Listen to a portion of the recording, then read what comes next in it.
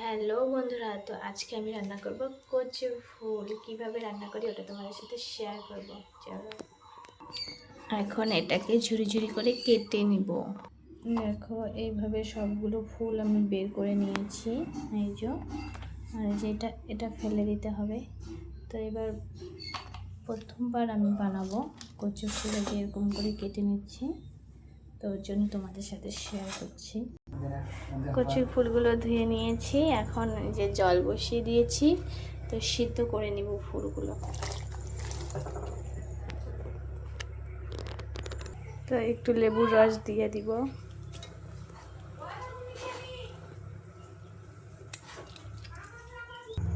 কচুর ফুল সিদ্ধ হয়ে গেছে। এখানে পেঁয়াজ কেটে নিয়েছি গোল গোল করে, রসুন কুচিয়ে নিয়েছি, লঙ্কা কুচিয়ে নিয়েছি, আর নিয়েছি শুকনো মাছ।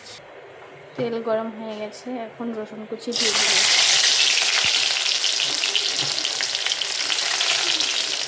তারপর শুকনো মাছ, লঙ্কা কুচি, এখন পেঁয়াজগুলো দিয়ে দিচ্ছি। সেদ্ধ করা কচুর ফুল দিয়ে দিব।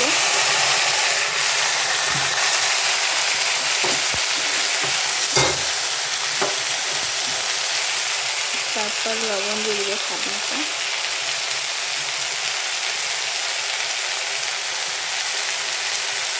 হলুদ দিয়ে দিব।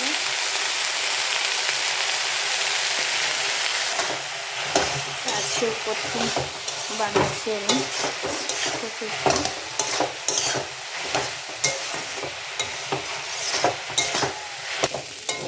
দেখো বন্ধুরা, আমি একটু মাখা মাখা করে বানাবো। এর জন্য জল দিয়ে দিব অল্প করে।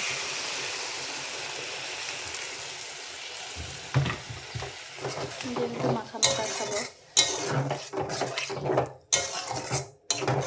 একটু করে জল দিয়ে দিচ্ছি।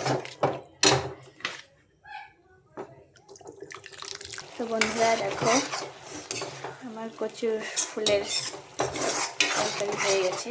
দেখো কচুর ফুলের একদম মাখা মাখা করে নিয়েছি। হ্যাঁ দেখো, এখন নামিয়ে নিব।